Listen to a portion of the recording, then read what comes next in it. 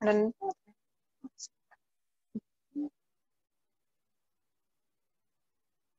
so kind of moving on into the next is going to be like creating indentations or kind of roughing up your paper or scratching your paper before you put the paint down. So if you want to use like a fingernail or back of your paintbrush, just to create a couple lines, and you're just going to kind of press into the paper. You're probably not going to see it on my camera. I'm just going to do a couple different ones. I'm going to use the back of the brush. I'm going to use, what else I have here? I'm going to use the end of the hockey brush as well. And then with this one, I'm going to go ahead and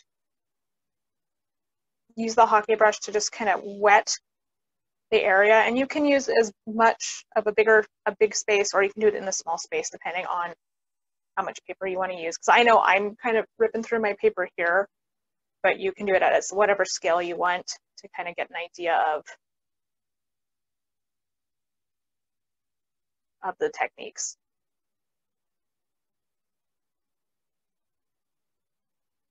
And so my paper is fairly saturated.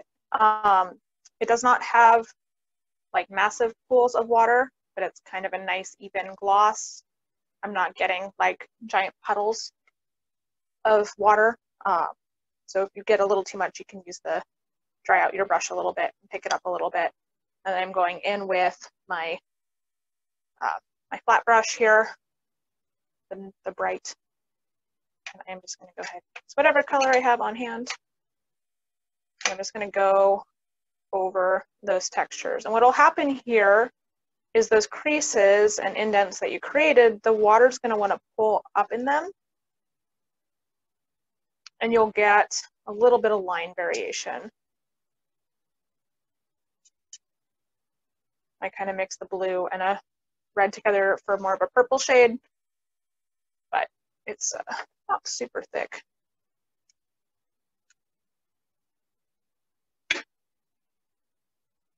It's a little too thick.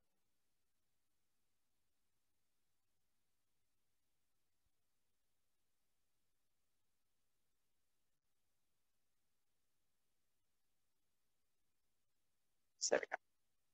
So right here, this is where I use like my fingernail. You can see that that pigment is kind of settling into the crevices there. Here, when I use the back of the hockey brush, you're getting a little bit more variation at the different angle.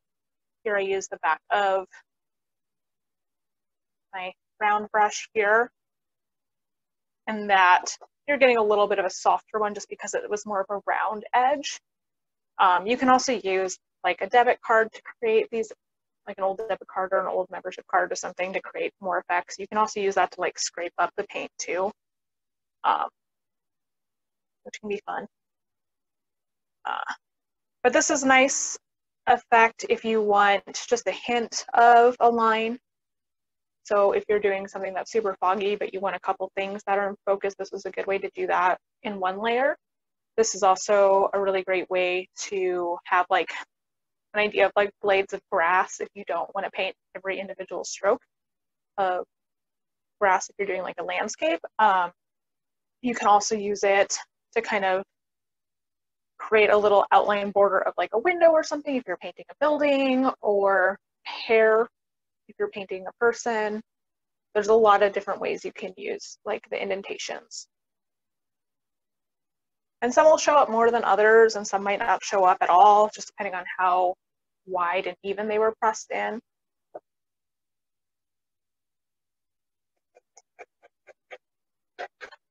You can also kind of do the same, create more texture with like a little bit of sandpaper or something and just kind of rub it on the paper just to rough it up a little bit, and that's going to catch the fibers and hairs a little bit differently.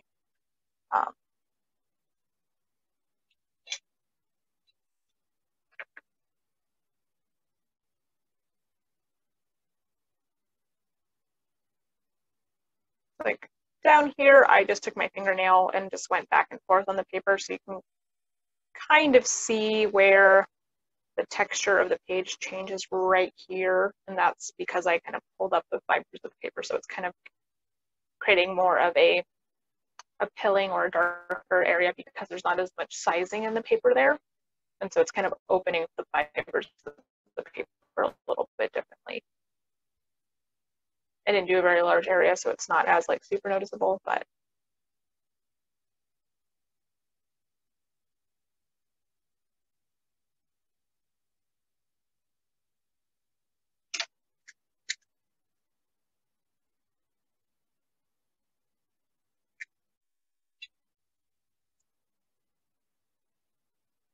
so on this page that I have that has this wash on it, I threw a little bit of salt on it just because I wanted to.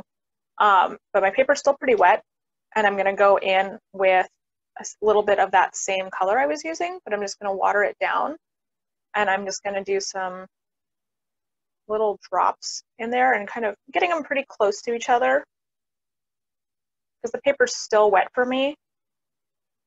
They're going to kind of settle in, but not spread out too much. They're still spreading out a little bit here, but it's creating a little bit more density of color in this area. And so this is a way when your paper is still a little bit wet, but it's still in that kind of medium wetness stage, velvet stage. This is where a way you can create a little bit of a softer edge to a shape that you want to increase, or a little bit more of a silhouette there to help create a little bit of like depth of field, like foreground, background.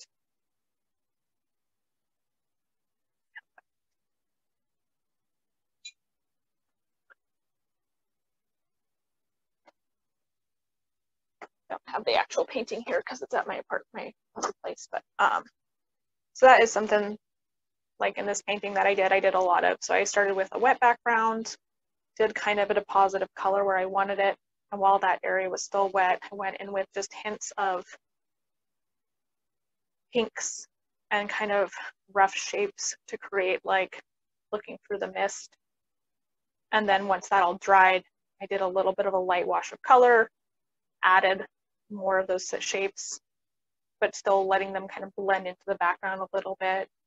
And then once all those were dry, you go in with your sharp lines and your crisp lines to create like that almost like photographic macro lens kind of feel.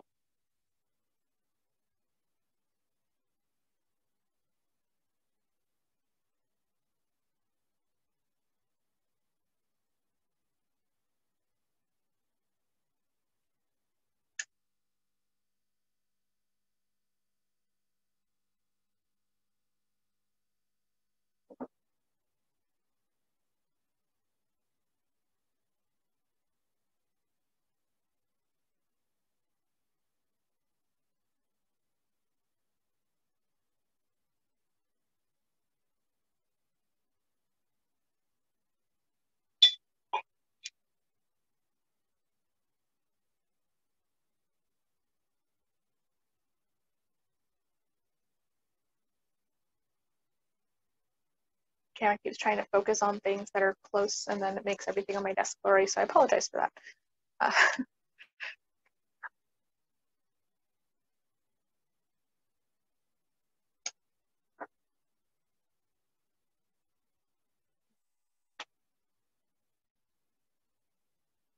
don't know if you guys have gotten a chance to check out your plastic deposit thing that we did earlier and pull the plastic off to see how that looks now that it's probably dry. So depending on the colors you used and how firm it adhered to your paper, you're going to get some different texture. So like this one, because the color was dense, when I let it dry completely, when I pulled the plastic off, it pulled up a little bit more pigment in some areas, but also left darker areas. So all this kind of heathered texture, I guess, that kind of area, that's where the plastic was, and everything that's more smooth, that's where the plastic was like a air bubble, versus when I did earlier this morning, softer color, very light, let the paper dry a little bit more before I put the plastic on. You get a little bit of a different effect there. little bit of a smoother effect. This one has a little bit more texture for me for whatever reason.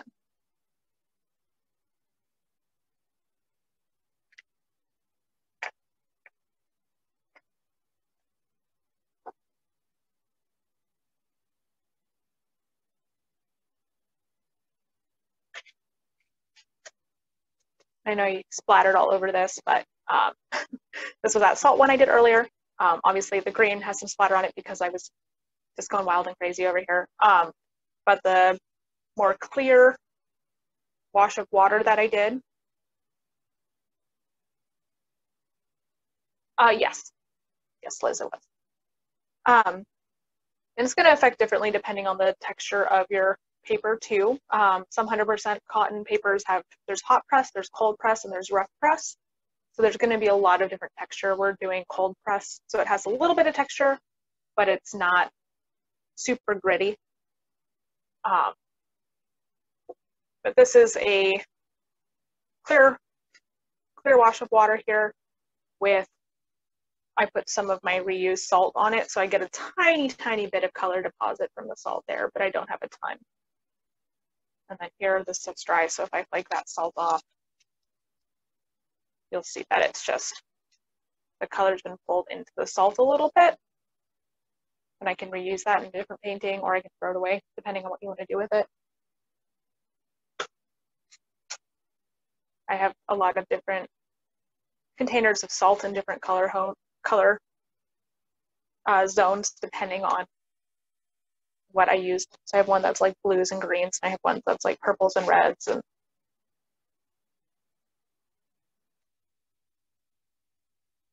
just kind of depends what you want to do, what you want to use it for, how you want to use it, or if you don't want to use it at all. Yeah. Okay.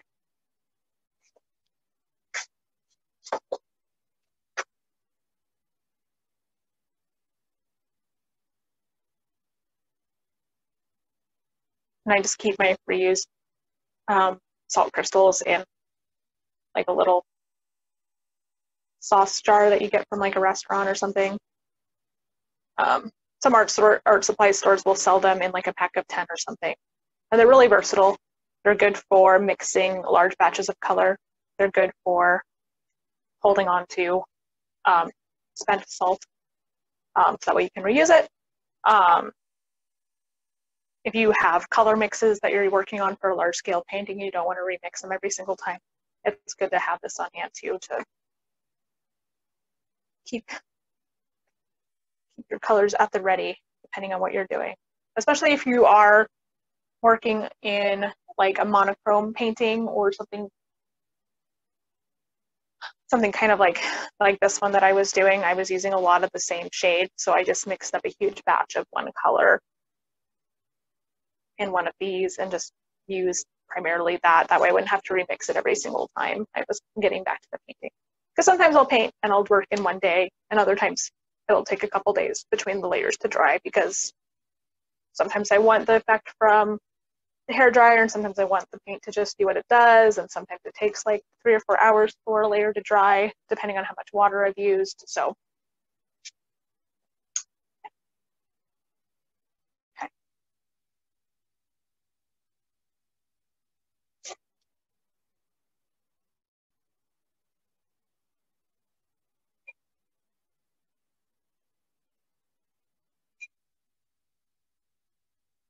So now I'm gonna do a nice wash, even coat of water on, for me, a fresh piece of paper. If you want to do this on a smaller paper or on the back side of one of your pages, if you haven't used it already, go ahead and do that. And this one, I'm going to do some really subtle mist. And so my brush is fairly wet. As I am putting it on the paper, I am seeing pools of water that are starting to slowly absorb into the paper. And I'm kind of going all over the paper with this. And I'm going both vertically and horizontally because I want to make sure everything is evenly coated in water. So I want my pigment and my color to spread fairly evenly. It will curl a little bit. Usually if I'm working on a larger painting, I will tape my edges down or if I know I'm going to be doing a lot of wet work, I will tape the edges down with masking tape. And so I am going in and I'm going to create kind of a cool gray. So I'm going in with if you have the palette that I sent you, I'm going in with this blue on the right in that second row, and I'm going in with the brown, that's the second and on the bottom row. And I'm mixing those two colors together, and that creates a nice neutral gray. If you want it to be a little bit more on the blue side, you add a little bit more blue, but if you want it to be a nice neutral gray, you kind of do an even mix. And sometimes I'll add a little bit of purple to it by adding a tiny bit of red or adding a little touch of a different color just to get it how I want. And my paper has been absorbing the water. So it's still a little bit of gloss, but it's mostly getting to be more of a matte finish. I'm going in with my color, my brush, and my brush is fairly wet because I do want it to spread. And I'm just going to draw some lines and some squiggles wherever I want it to go. And I'm using my round brush for this. You can do this with the flat brush too. And I'm not worrying too much about where it goes because it's going to flow and create its own path. And if I want it to be a little bit softer, I am taking my brush that just has a little bit of water on it, not a ton. So I'm kind of actively scraping my brush on the top of my water jar, make sure it's hydrated. So if I tap my hand, there's going to leave some droplets of water, but it's not like dripping. And I'm using that to just ever so softly soften some of these edges.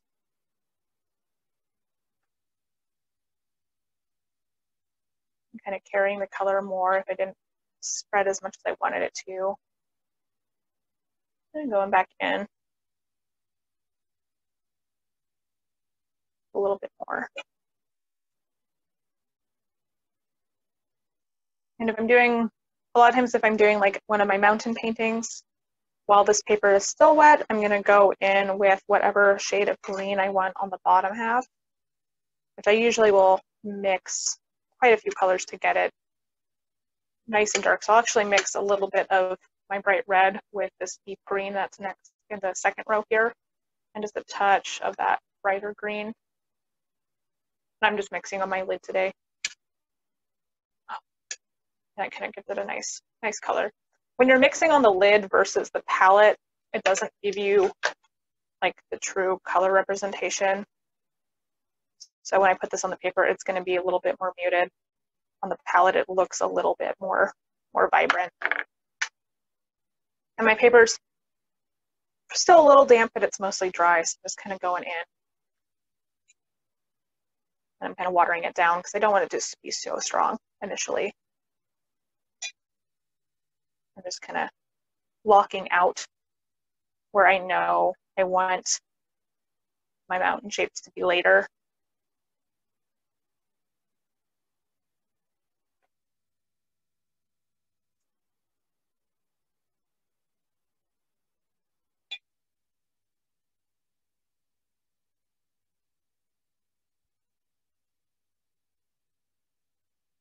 And then I'm also going in every now and then with just like a clean brush with a little bit of water to soften edges. Just because I know I want it to be super soft, because that's how I paint a lot of my fog. You can see the clouds are kind of forming there. They've really kind of softened into the page a little bit more. They're kind of given different directions. My mountain shapes are super pale, and I usually start really pale, especially sky and land if I'm doing a landscape painting, because I want to build on those layers slowly. Because with watercolor, it is tricky to get rid of the pigment from the paper once it's there. It'll never be quite as vibrant and bright of a white of the page once you're done. And you're kind of fighting for that luminosity with the paper a lot of the time.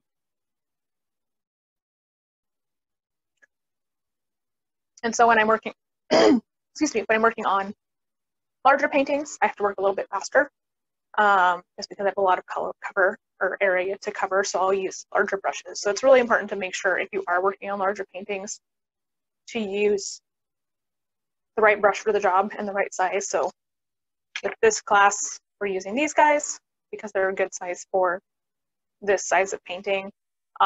If I'm working on a really big painting, I do have a monster hockey brush that's like 3 inches wide, so I can cover and get my paper evenly wet really quickly. And I have a couple different sizes. Most of my details, though, I end up using like these 3 brushes, and that's about it. So I'm still using round, I'm still using upright, I have one that's more of a, this is also a round, but this is a much larger round, not quite as pointed. But it helps cover a little bit more area and create softer edges too.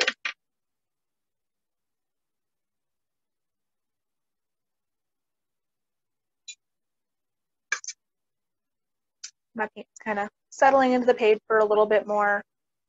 It's starting to dry a little bit more on this side. It's still a little bit on the wet side, but I am going to go in with a little bit more color in this area because I want this area to be a little bit darker here.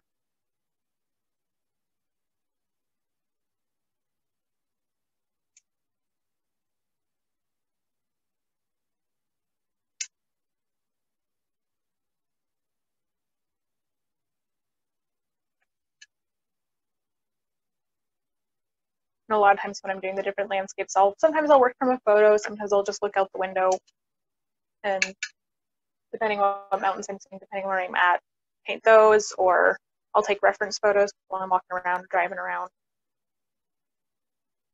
and work from those to create an image. Sometimes I'll work and create like a specific mountainscape from a photo, or I'll just kind of pull it out of my head because I want a specific mood.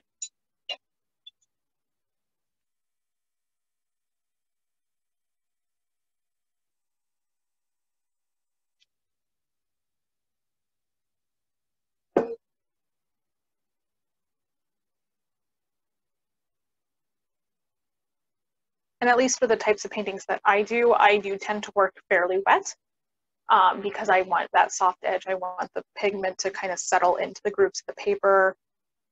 I want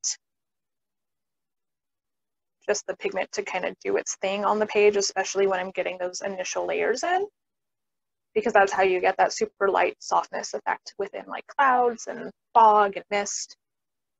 And as I go to, I will like use a rag or use a paper towel to pick up pigment as well if I want it to have more of like a horizontal lingering cloud as well.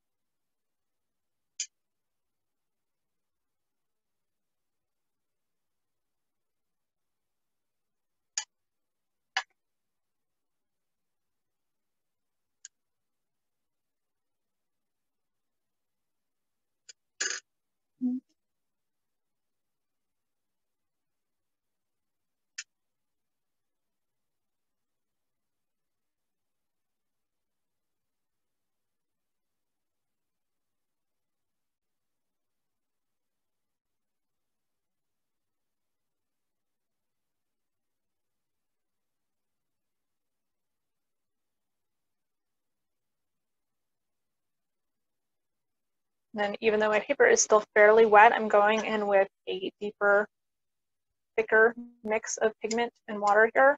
So it's fairly thick. So when I'm moving my brush, I can kind of see the pan underneath or the palette underneath, but I don't see it a whole lot. That's letting me know that my paint is super thick, because if I move it, it's not running as easily as water would. Even in my surface, that's a very smooth surface. And because my paper is still wet, it's going to give me just the illusion of a tree here. I'm going to put one here. And the thing to remember too about watercolor is it'll always dry a little lighter than what you're putting down, just because of the paint being suspended in the water. Once the water dries, it kind of thins it out a little bit more on the paper. So it looks pretty rich now, but I know it's going to lighten up a little bit more on myself later. I'm going to go ahead and do a couple more in this shade of green, and then I'm going to add a little bit of yellow to it just to lighten it up a little bit.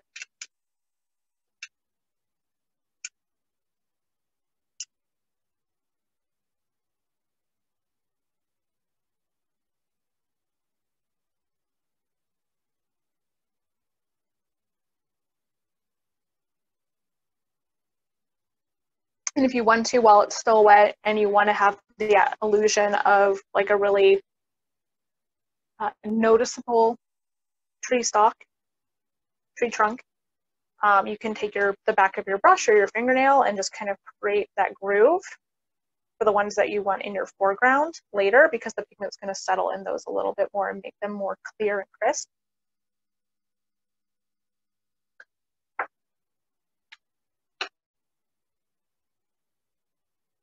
You can also sprinkle a little salt on them because it's going to change how the edges of the trees are. And you can be really controlled with this, or you can be a little bit more wild with it. So on one of these, I'm just going to do a little bit on one half, not so much on the other. So I will kind of put a layer on top of this once it's all dry.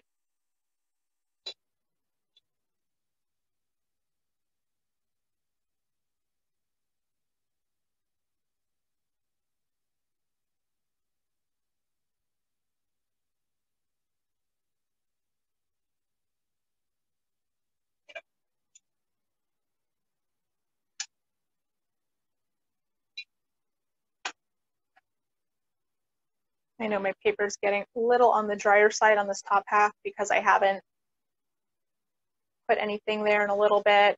If I put my finger on it, I know it's a little bit more dry. I can see that it doesn't have a sheen to it. It's still a little damp, but it's dry enough now for me to go work on it.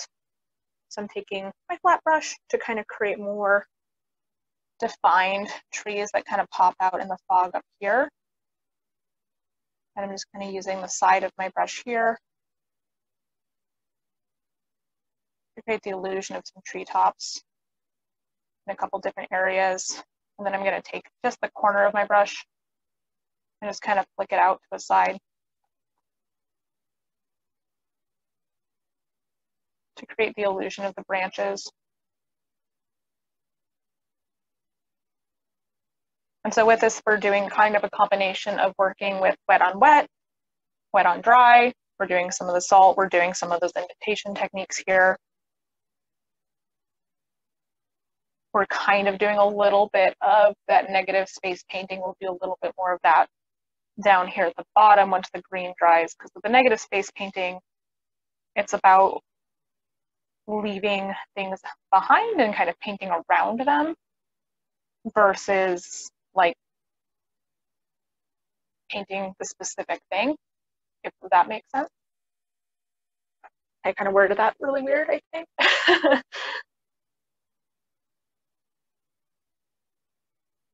Let's see if I have anything.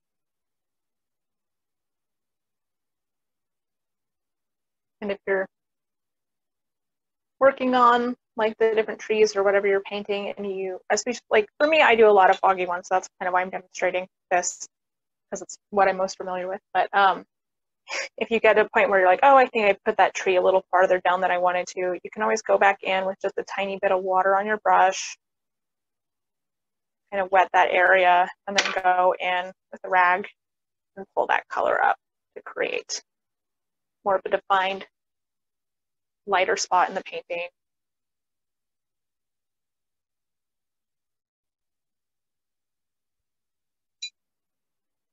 And go back in with a little bit of water just to help soften those edges as you go.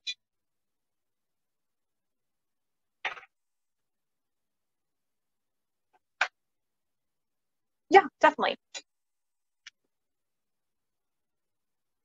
And so with the top trees, you can use either brush for them.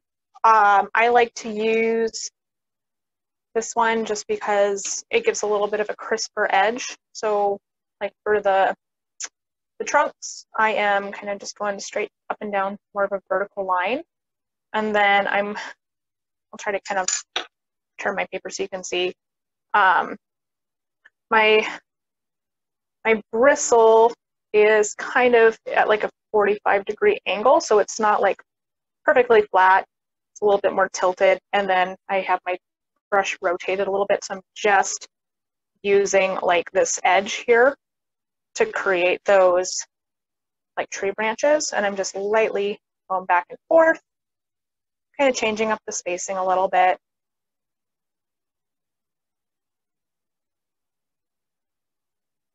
And I can do the same thing with my my round brush too.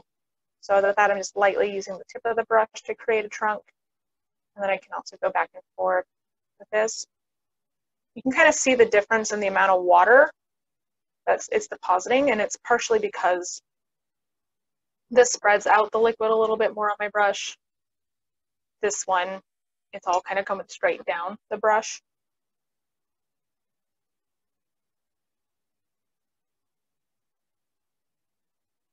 There we go. Tap. So you get just a hint of those trees.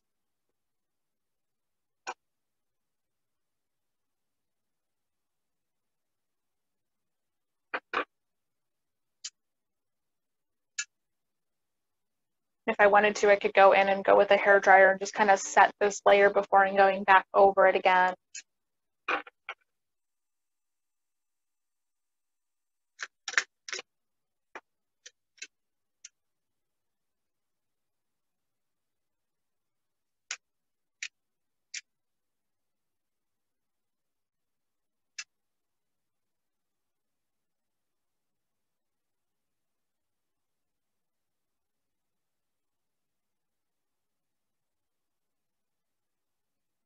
You can see where my indentations were, where the tree around that really softened up, but the indentation is still there, really leaving a nice strong deposit of pigment there and here. So now that that's a little bit on the drier side, I'm going back in with my brush and creating a more defined tree around it. I'm going to tone my green down with a little bit of red and a little bit of brown, just to make it more earthy. Make it a little darker so it's more in the foreground here. Go over it a little bit. And I'm kind of letting the brush just kind of dance across the page. I'm just tapping it lightly and like kind of randomly moving my hand, because tree branches aren't perfectly straight.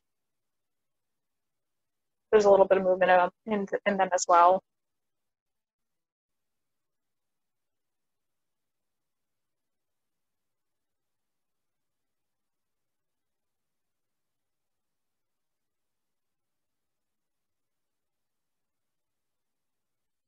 Trees have variation in color to them too, so every now and then I'll add a little bit more brown or add a little bit more yellow,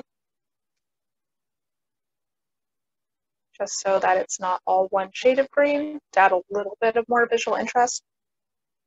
And then by doing that, I can kind of play around with what season it is. If it's in the springtime, you're going to get a little bit more yellow because of the pollen. In the winter, they're going to be a little bit more on that cooler blue side because of the snow.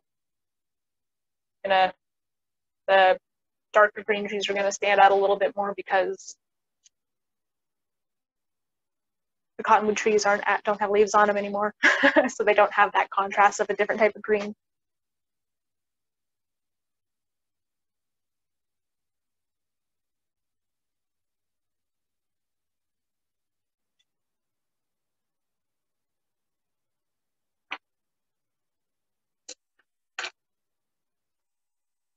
And so I'm going to go ahead and take my hair dryer to this really quick, just so I can dry up the salted area. So I'm going to mute myself really quick while I do that.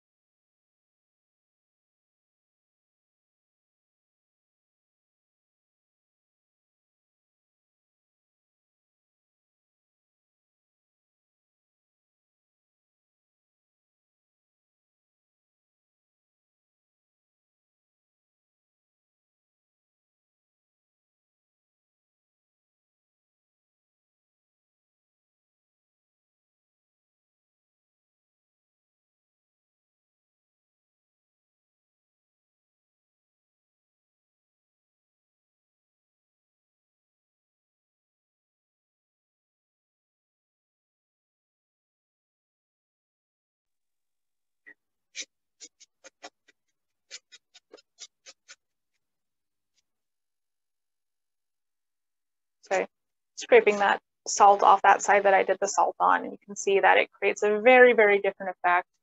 You still kind of get an idea of trees, but it's very different. And so I'm going to go over that and layer it a little bit, but because it has those pockets of brightness where the salt absorbed that pigment, it's going to look very different than this side that was done with just soft effects laid on top of each other.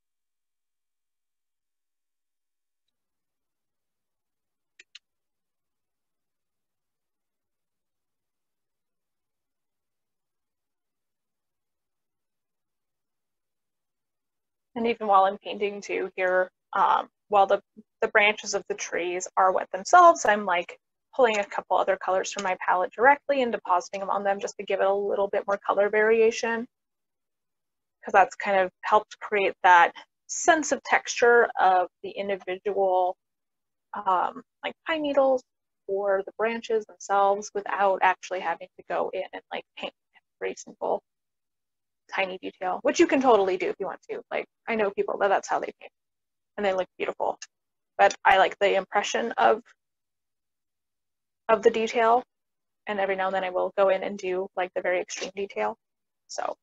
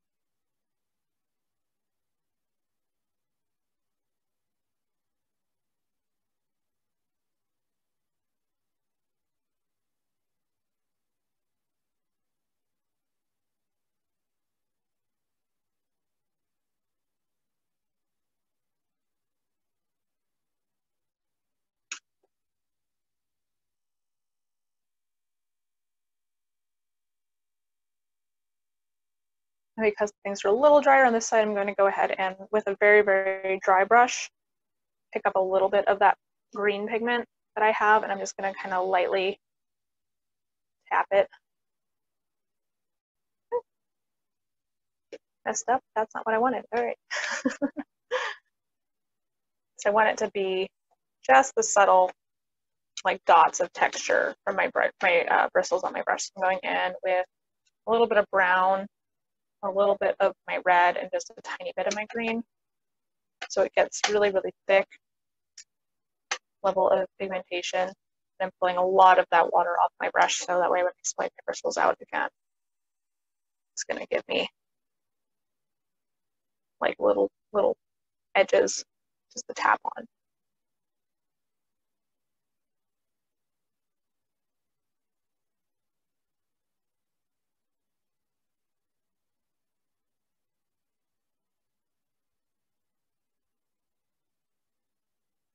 This one's not splaying out quite as much as I want it to, so I'm going to use a different brush. I'm going to use my Hockey brush instead and just really, really widen that out so I can get more of a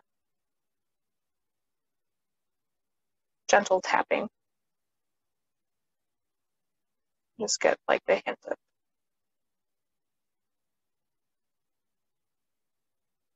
branches coming out at it. It's like that.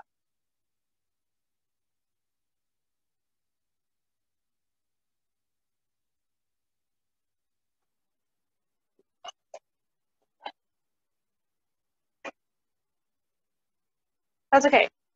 It does take a little time to kind of get used to the hang of understanding the amount of pigment on the brush, getting understanding of the water levels to have in your brush, and things like that. So you're not alone. It's okay.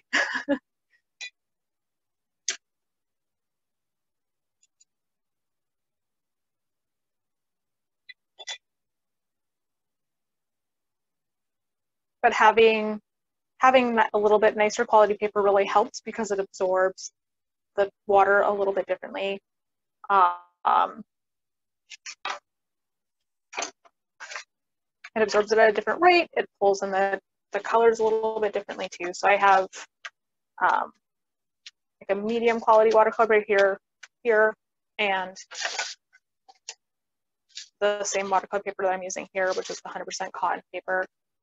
And I'm going to go ahead and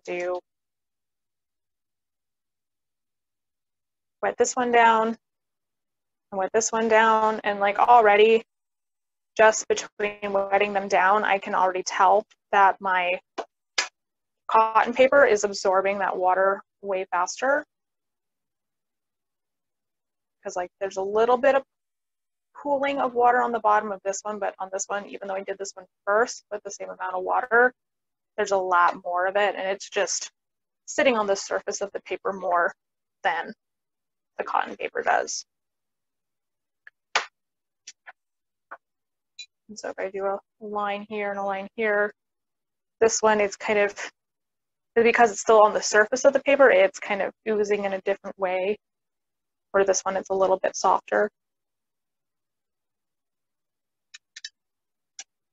And if I do a little bit of a thicker amount of paint,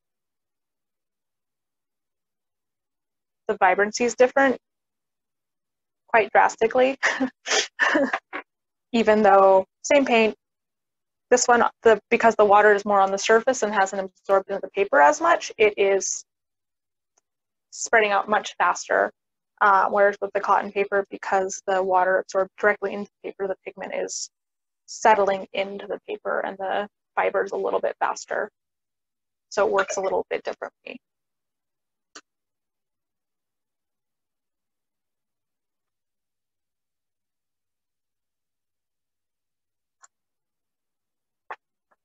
So the mixed cotton and cellulose is really good for practicing. It's really good for kind of painting on the go.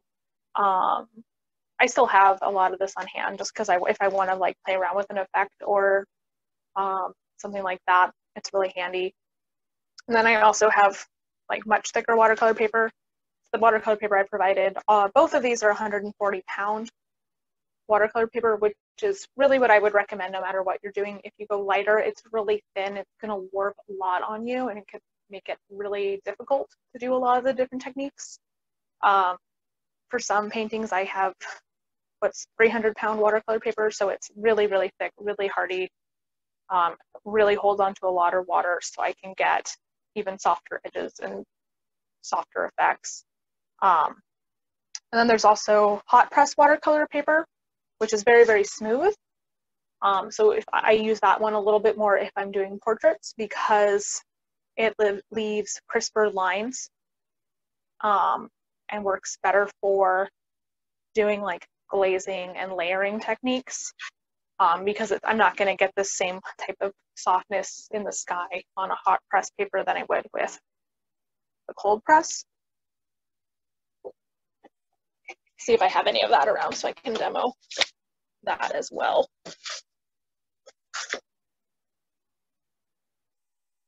And even sometimes when you get like 100% watercolor paper, you'll, depending on the company, you'll find out that it's just really bad paper and you hate using it. So that's a thing too. I have a lot of paper like that where I'm just like, nope, I'm never using this again.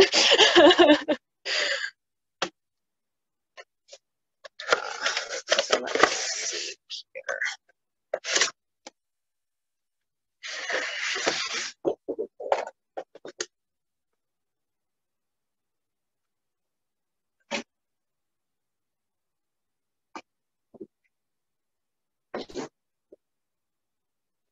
So like this one here that I have, this is hot press paper that I did a couple like kitchen utensil illustrations on, where I just kind of did a quick wash brush. So you can see the edges are much crisper where the water pools up compared to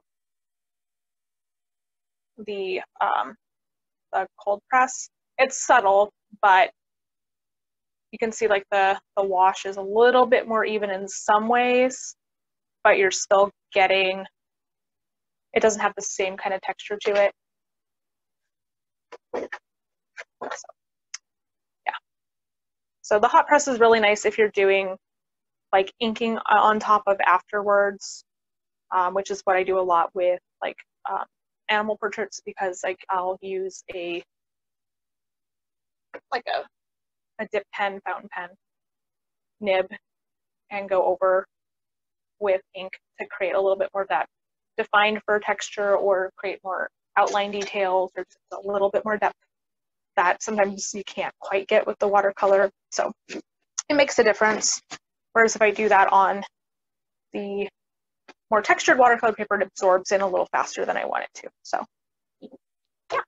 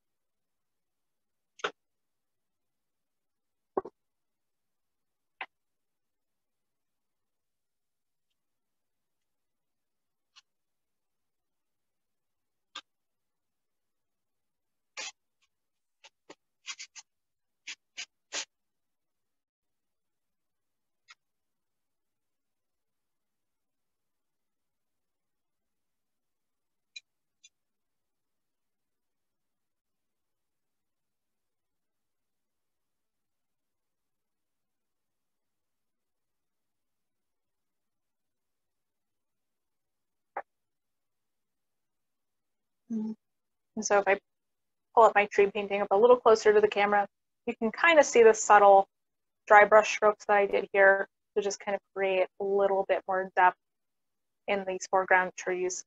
This was my flat brush that wasn't splaying as much as I wanted it to, so it kind of just did more of a line, more of a straight line effect, versus just the looser bristles of the goat hair brush, the hake brush. And then over here, you get a little bit of that salt detail coming through on these trees. It's subtle, but it gives a little bit more texture behind them, creates a little bit of a different type of depth.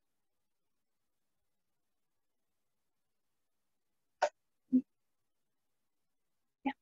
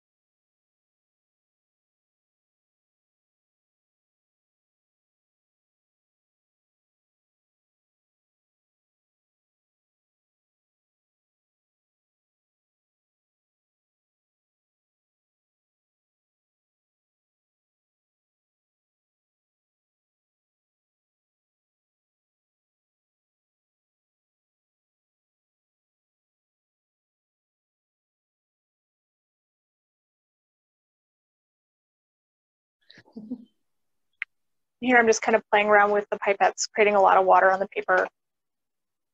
I'm still creating kind of tree shapes, but it's a little bit of a different approach too. So like,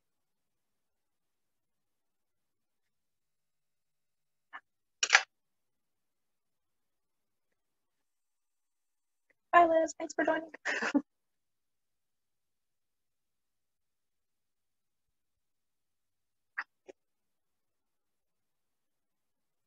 But if you have any questions or want me to demonstrate anything else again, just let me know. Because I think I have this Zoom meeting going till like 1:30 p.m. today. So another about 20 minutes or so. But if you have other questions or you want me to reiterate anything or re-demo, just let me know. I can do that, that's not a problem.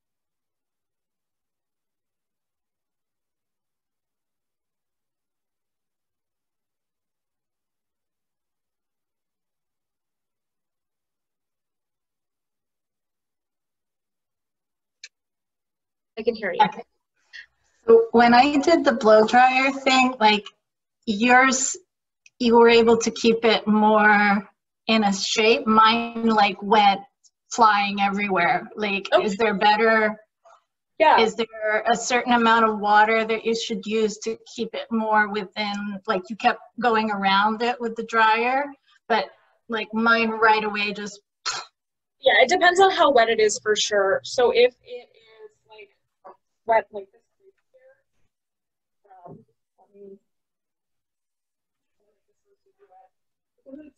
You can put your microphone back on. I'll mute myself. Okay.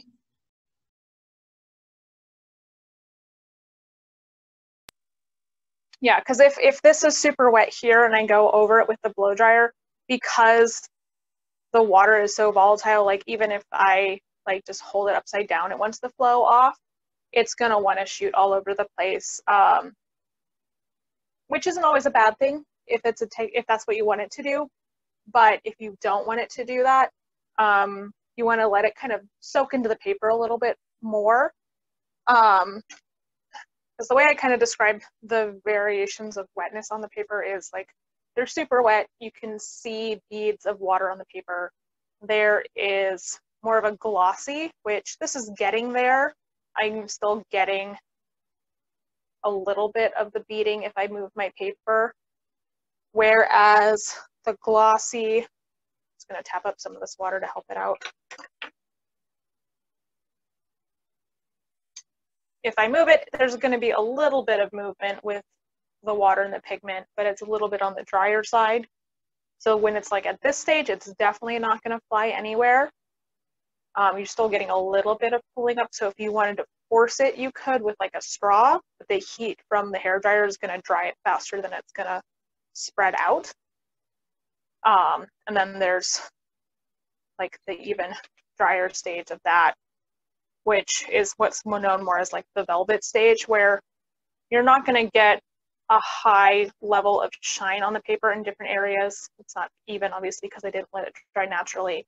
But like here, it's a little bit more of that velvet stage, where if I touch it, it's going to pull up a little bit around my finger, whereas where it's super wet, that's really going to kind of have its own mind.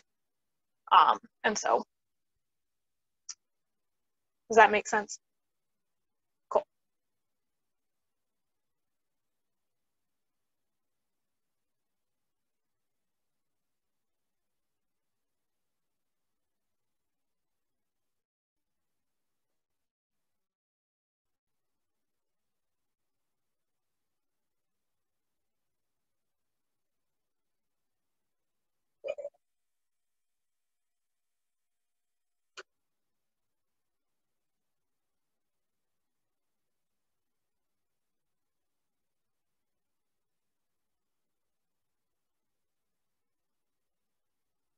Any other questions or anything you want me to go over again from anybody else?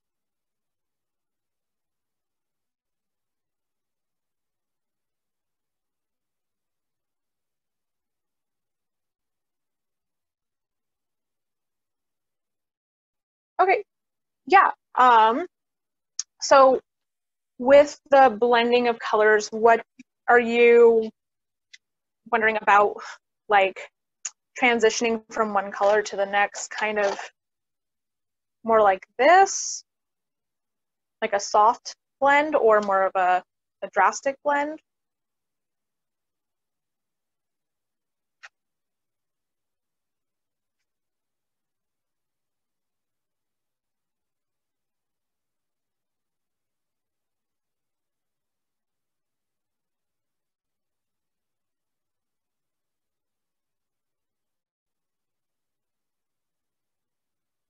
Oh, okay. Yeah. So with, oh, for like mixing colors to paint with, yeah. I am a little bit wild with my paints, and I don't mind if they get a little muddy, but if you want it to be more of a true like color blend, because like if you look at mine, like my yellow definitely has some green in it and all this other stuff, so it's a little bit messy. But if I'm taking my red here, like I'll just wipe this out so it's a nice clean palette. Like this is the cleanest my palette's been in a long time, honestly. My palette is very messy because depending on how saturated and activated your paint is in the pan will determine like how much you're pulling and how much water's on your brush as well. So like I have this nice red, nice clean red here, and I'm gonna go in with a little bit of green. So what you can do is completely mix your brush off. I recommend kind of doing a little bit of like a figure 8, because that's really gonna get all that color off. And you can always test to make sure it's off with like a clean portion of a rag or a clean portion of a paper towel. So if it's completely clean, it's not gonna leave anything on it. If you really are concerned, you can also have like 2 things of water, one for mixing and one for adding color, or one for cleaning, one for adding color. So if I hold mine up, you can see this one's a little bit more on the dirty side than this one, because I've mostly been using this one for cleaning my brush and this one for adding water to my brush. Not always, but usually you need a lot of like deposited pigment in this water for it to really affect the colors of your paint.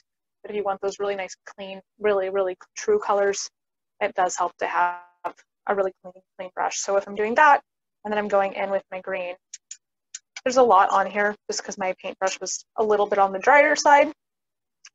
If I go in and my brush is still fairly wet, because there's more water on the brush, if I pull that up, you can see the difference there in the pan. This is much more saturated. This is a little bit watered down. So depending on how much color you want to mix in, you can start light and mix it in that way, or you can just go